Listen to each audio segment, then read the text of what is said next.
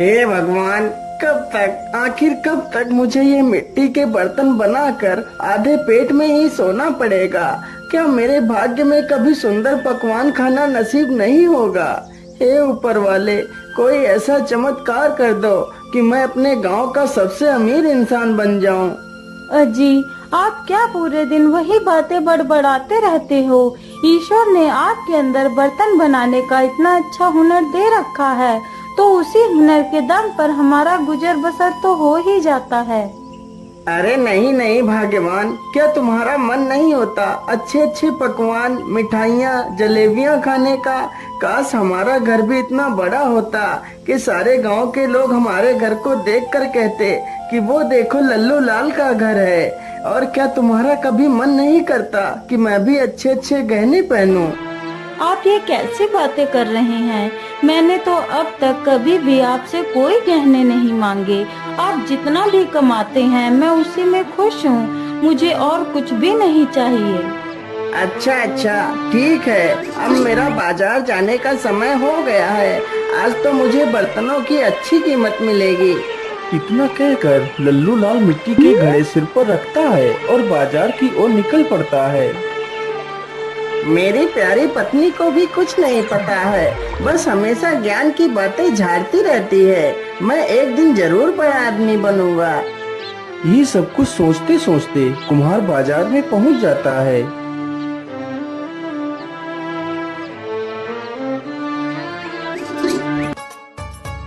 आइए आइए भैया, बर्तन ले जाइए। देखिए कितने अच्छे बर्तन हैं। अरे भैया, यह बड़ा वाला मटका कितने रुपए का दे रहे हो? भैया जी, यह मटका सिर्फ 20 रुपए का ही है। क्या 20 रुपए? अरे नहीं नहीं भैया, 20 रुपए तो बहुत ज्यादा है। 20 रुपए में तो पूरे 4 घड़े आ जाएंगे। हाँ हाँ, तो जाइए यहाँ से और 4 घड़े ही खरीद लो जाकर। लल्लू लाल के पास कई सारे लोग घड़ा खरीदने के लिए आते हैं, लेकिन कोई भी व्यक्ति 5 रुपए से अधिक घड़े की कीमत नहीं दे रहा था। क्या करूं, इस घड़े को तो कोई भी आदमी 20 रुपए का लेने के लिए तैयार ही नहीं हो रहा है। क्या आज फिर मुझे ये सारे घड़े 5-5 रुपए में ही बेचने पड़ेंगे? अरे भाई, यह बर्तन कितने पैसे में दे रहे हो? भैया, बड़ा वाला घड़ा 20 रुपए का है और बाकी के घड़े 10-10 रुपए में दे दूंगा। अरे नहीं नहीं भैया, बहुत महंगे घड़े बता रहे हो। मैं तो इन तीनों की कीमत सिर्फ 20 रुपए दूंगा। क्या करूं, 20 रुपए तो और किसी ने बोले भी नहीं है इन घड़ों के, या तो फिर भी 20 रुपए दे रहा है। चलो चलो, यह सारे घड़े 20 रुपए में ही बेच देता हूँ। ठीक है भैया, मैं तुम्हें यह सारे घड़े देने के लिए तैयार हूँ। लल्लू लाल पैसे ले लेता है और बाजार से चला जाता है।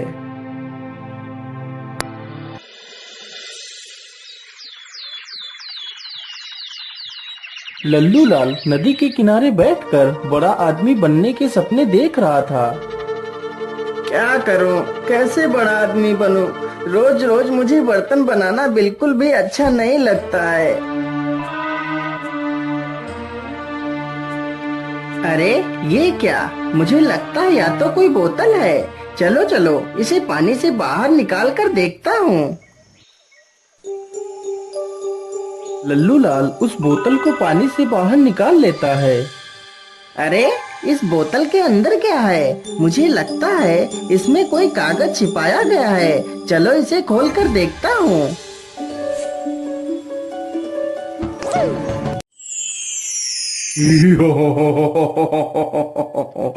हुकुम मेरे आका, मैं तुम्हारा गुलाम हूँ। मुझे मत मारो, मैंने तुम्हारा कुछ नहीं बिगाड़ा। नहीं मेरे आका, मैं तुम्हारा गुलाम हूँ, मैं तुम्हें नहीं मार सकता। क्या क्या क्या गुलाम? तुम मेरे गुलाम हो? हाँ मेरे आका, मैं तुम्हारा गुलाम हूँ। तुम मुझसे अपनी कोई भी 3 ख्वाहिशें पूरी करवा सकते हो। मुझे लगता है जो कहानियाँ मेरी दादी बचपन में सुनाया करती थी वह सारी बातें सच होती हैं। इसका मतलब मैं कोई सपना नहीं देख रहा हूँ। यह जिन तो मेरे कब्जे में है। मैं जो भी चाहूँ इससे करवा सकता हूँ। अरे जिन, क्या तुम मेरी सिर्फ 3 ही ख्वाहिशें पूरी करोगे? हाँ हाँ मेरे आका, मैं सिर्फ 3 ही ख्वाहिशें पूरी कर सकता हूँ। बोलिए तुम्हारी क्या ख्वाहिशें हैं? हे जिन, मेरी पहली ख्वाहिश ये है कि मेरा घर गांव का सबसे बड़ा घर बन जाए। इतना बड़ा घर हमारे जमींदार का भी ना हो। ठीक है मेरे आका, मैं तुम्हारी पहली ख्वाहिश को पूरा कर देता हूँ। जिन तुरंत ही अपने जादू से लल्लू लाल का घर बहुत ही सुंदर बना देता है। मेरे आका, मैंने तुम्हारा घर बहुत ही आलीशान बना दिया है। मांगिए आका, तुम्हारी दूसरी ख्वाहिश क्या है? क्या क्या मांगू? अभी तो मुझे कुछ समझ ही नहीं आ रहा मैं इस जिन से और क्या मांगू। ऐ मेरे जिन, मैं अपनी दूसरी ख्वाहिश अभी नहीं मांग सकता। मैं अपनी दूसरी ख्वाहिश तुम्हें सोच कर बताऊंगा। ठीक है मेरे आका, जैसी तुम्हारी मर्जी। तुम बाद में सोच कर अपनी ख्वाहिश मुझे बता देना। अब तुम्हारे पास सिर्फ 2 ही ख्वाहिशें बची हैं। चलो चलो, मैं जल्दी से यहाँ से अपने घर चलता हूँ और देखता हूँ मेरा नया घर कैसा बना है। लल्लू लाल जल्दी से अपने घर जाता है तो देखता है उसका घर अब झोपड़ी से बदलकर एक आलीशान बंगला बन गया है। यह देखकर लल्लू लाल की खुशी का कोई ठिकाना ही नहीं रहता।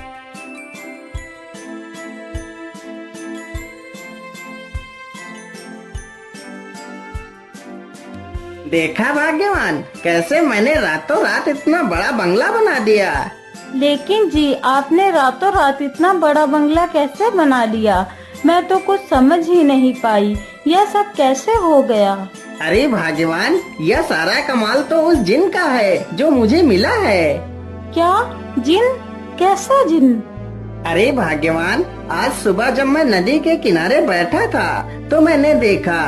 इस प्रकार लल्लू लाल पूरी कहानी अपनी पत्नी को सुनाता है। अजी, इस प्रकार कमाया हुआ धन कभी भी लाभ नहीं देता। ऐसे धन को प्राप्त कर हमें किसी मुसीबत का सामना न करना पड़े। अरे भाग्यवान, तुम तो बेकार में इतनी चिंता कर रही हो। हमें कुछ नहीं होगा। लेकिन स्वामी, हमने इतना बड़ा घर बना तो लिया है, लेकिन हमारे पास तो एक भी पैसा नहीं है। हम घर कैसे चलाएंगे? हाँ भाग्यवान, यह तो मैंने सोचा ही नहीं। काश ऐसा होता कि मैं जिस चीज को हाथ लगाता वह सोने की ही बन जाती तो कितना अच्छा होता। हमारे पास सोना ही सोना होता।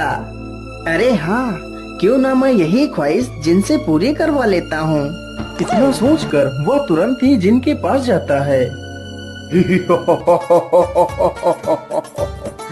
बोलो मेरे आका, तुम्हारी दूसरी ख्वाहिश क्या है? मेरे गुलाम, मेरी दूसरी ख्वाहिश यही है कि मैं जिस वस्तु को हाथ लगाऊं वह तुरंत सोने की बन जाए। जो हुक्म मेरे आका, ऐसा ही होगा। जिन तुरंत ही अपने जादू से लल्लू लाल को ये वरदान दे देता है। मेरे आका, अब तुम जिस वस्तु को भी हाथ लगाओगे वह तुरंत सोने की हो जाएगी। मेरे आका, अब तुम्हारी बस एक ही ख्वाहिश बची है। तुम जल्दी से उसे भी पूरा करवा लो। नहीं नहीं मेरे गुलाम, मैं अपनी आखिरी ख्वाहिश बाद में मांगूंगा। इतना कहकर लल्लू लाल वहाँ से चल पड़ता है। अरे ये क्या? यह मछली तो पानी के बाहर आ गई है। बेचारी पानी के बिना तो कितना तड़प रही है। चलो चलो, जल्दी से इसे पानी में छोड़ देता हूँ। लल्लू लाल जैसे ही उस मछली को हाथ लगाता है वह मछली तुरंत सोने की बन जाती है। अरे राम राम राम, ये क्या हुआ? यह मछली तो सोने की बन गई। मैं तो भूल ही गया था कि मैं जिस वस्तु को भी हाथ लगाऊंगा वह सोने की हो जाएगी। लल्लू लाल यह सब देखकर बड़ा दुखी हो जाता है और मछली को नदी के बाहर ही डाल देता है और वहाँ से चला जाता है। लल्लू लाल घर पहुंचकर जैसे ही दरवाजे को खटखटाता है तो दरवाजा भी सोने का बन जाता है। अरे भाग्यवान, आज तो मैं बहुत थक गया हूँ। मुझे जल्दी से कुछ खाना दे दीजिए। मुझे बहुत जोर की भूख लगी है। ठीक है जी, आप यहीं बैठिए, मैं भी खाना लाती हूँ।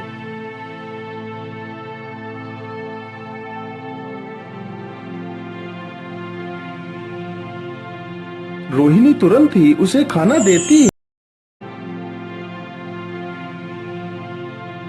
रोहिणी तुरंत ही उसे खाना देती है, लेकिन जैसे ही वह थाली को हाथ लगाता है तो वह थाली सोने की बन जाती है और वह खाना भी सोने का हो जाता है। अरे अरे, ये क्या हुआ? ये खाना अचानक सोने में कैसे बदल गया? फिर लल्लू लाल दुखी होकर पूरी कहानी अपनी पत्नी को सुना डालता है। अजी, तुमने ये क्या नई मुसीबत मोल ली?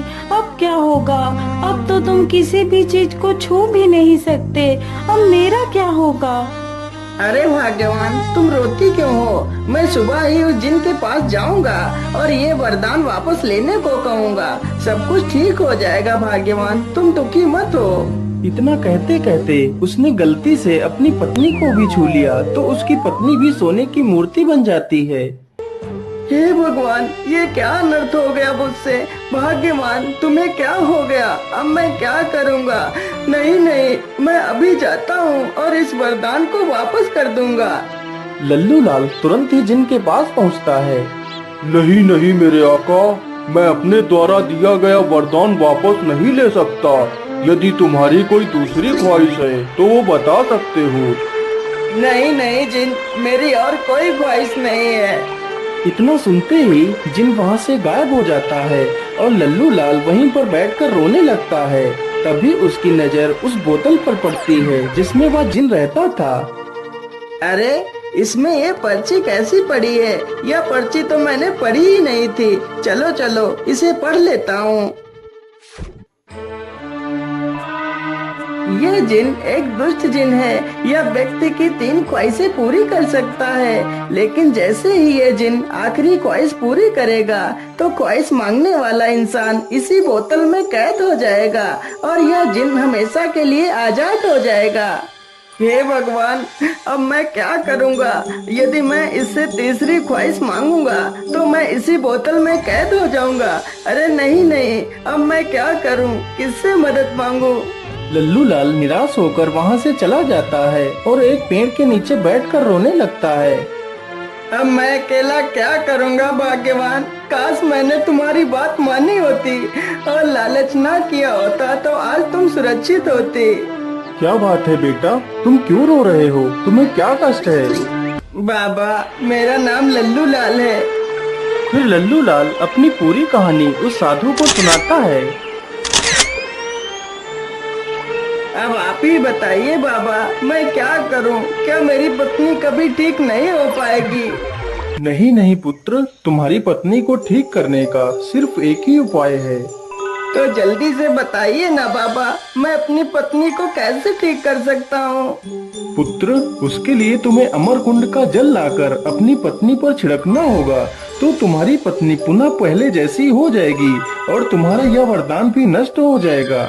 लेकिन बाबा, यह अमर कुंड कहाँ है? बेटा, यह अमर कुंड कौतूहल की पहाड़ियों में स्थित है।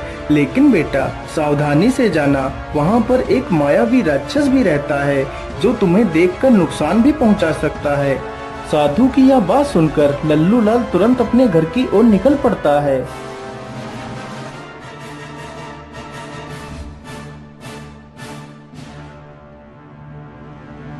मिट्ठू, मैं अमर कुंड से जल लेने के लिए जा रहा हूँ। तुम अपनी मालकिन का ख्याल रखना। नहीं नहीं मालिक, मैं भी तुम्हारे साथ ही चलूंगा। पता नहीं तुम्हारे किस काम आ जाऊं। किसी महापुरुष ने कहा है कि एक से भले 2 होते हैं। ठीक है मिट्ठू, तो फिर तुम भी मेरे साथ ही चलो। लल्लू लाल जल्दी से एक खाली बोतल उठाता है और दोनों वहाँ से निकल पड़ते हैं।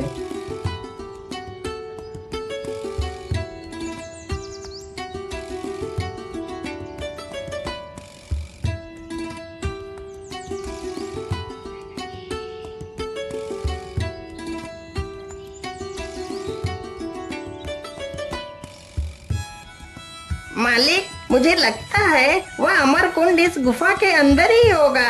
हाँ हाँ मिट्ठू, तुम ठीक कहते हो। चलो जल्दी से इस गुफा के अंदर चलते हैं।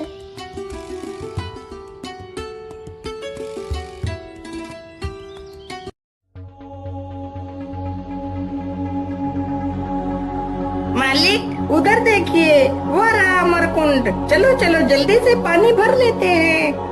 नहीं नहीं मिट्टू, अमरकुंड के पास जाने से पहले हमें सही ढंग से देख लेना चाहिए। यहाँ पर एक राक्षस भी रहता है। लल्लू लाल तुरंत ही जमीन पर पड़े एक पत्थर को उठाता है और अमरकुंड के पास फेंकता है। जैसे ही पत्थर अमरकुंड के पास गिरता है तो राक्षस तुरंत वहाँ पर आ जाता है। अरे कौन है? कौन है यहाँ पर? जल्दी से मेरे सामने आओ, नहीं तो मैं तुम्हें मार डालूंगा। अरे मुझे लगता है यह पत्थर ऐसे ही लुढ़क कर आ गया होगा। आसपास तो कोई नहीं दिखाई दे रहा है। चलो चलो, मैं यहीं पर थोड़ा सा आराम कर लेता हूँ। राक्षस वहीं पर लेटकर आराम करने लगता है। अरे मालिक, यह राक्षस तो कुंड के पास ही लेट गया है। यदि तुम वहाँ जाओगे तो यह राक्षस जरूर उठ जाएगा। हाँ हाँ मिट्टू, तो फिर हम जल कैसे लाएंगे? मालिक तुम यहीं पर रुको, मैं उड़ता हुआ जाता हूँ और अपनी चोंच में पानी भरकर ले आता हूँ। मिट्टू तुरंत उड़कर जाता है और जल्दी से अपनी चोंच में पानी भर लेता है और जल्दी से वापस लल्लू लाल के पास आ जाता है। चलो चलो मिट्टू, हमें जल्दी से यहाँ से निकलना चाहिए और तुम्हें यह जल अपनी चोंच में ही भरकर रखना होगा। यदि गलती से मैंने यह पानी छू लिया तो यह भी सोना बन जाएगा। इस पानी को तुम्हें अपनी मालकिन के ऊपर डालना है। दोनों जल्दी ही वापस अपने घर पहुँच जाते हैं। मिट्टू के पानी डालते ही रोहिणी फिर से वापस अपने वास्तविक रूप में आ जाती है। यह देखकर लल्लू लाल बहुत खुश हो जाता है। मेरे आका, तुम्हारी आखिरी ख्वाहिश अभी पूरी करनी बाकी है। बोलो मेरे आका, तुम्हारी आखिरी ख्वाहिश क्या है? नहीं नहीं जिन, अब मेरी कोई ख्वाहिश नहीं है। तुम यहाँ से चले जाओ। नहीं नहीं मेरे आका, तुम्हें मुझसे अपनी आखिरी ख्वाहिश तो पूरी ही करवानी पड़ेगी, नहीं तो मैं तुम्हें मार डालूंगा। हे भगवान, अब मैं क्या करूं? मैं एक मुसीबत से निकल नहीं पाया कि दूसरी मुसीबत मेरे सामने खड़ी हो गई है। ठीक है जिन, मैं कल तुमसे अपनी आखिरी ख्वाहिश पूरी करवाऊंगा।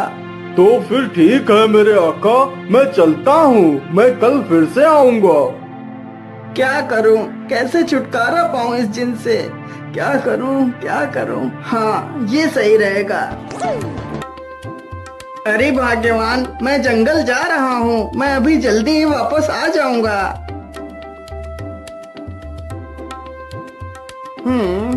मेरे हिसाब से यही बांस ठीक रहेगा। चलो इसे ही जल्दी से काट लेता हूँ।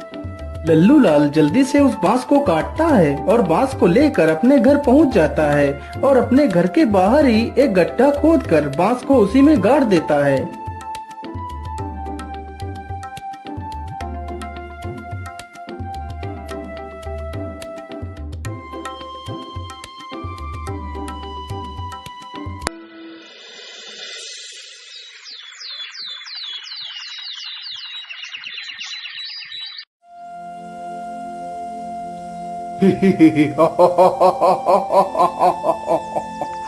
बोलिए मेरे आका, तुम्हारी आखिरी ख्वाहिश क्या है? अरे ओ मेरे गुलाम, मेरी आखिरी ख्वाहिश यही है कि जो यह बांस जमीन में गड़ा हुआ है, इस बांस पर तुम्हें 20 साल तक चढ़ना है और फिर नीचे उतरना है, फिर चढ़ना है और फिर नीचे उतरना है। यह कार्य तुम्हें लगातार 20 साल तक करना है। यह सुनकर तो जिन के होश उड़ जाते हैं। वह पहले दिन तो आसानी से चढ़ उतर लेता है।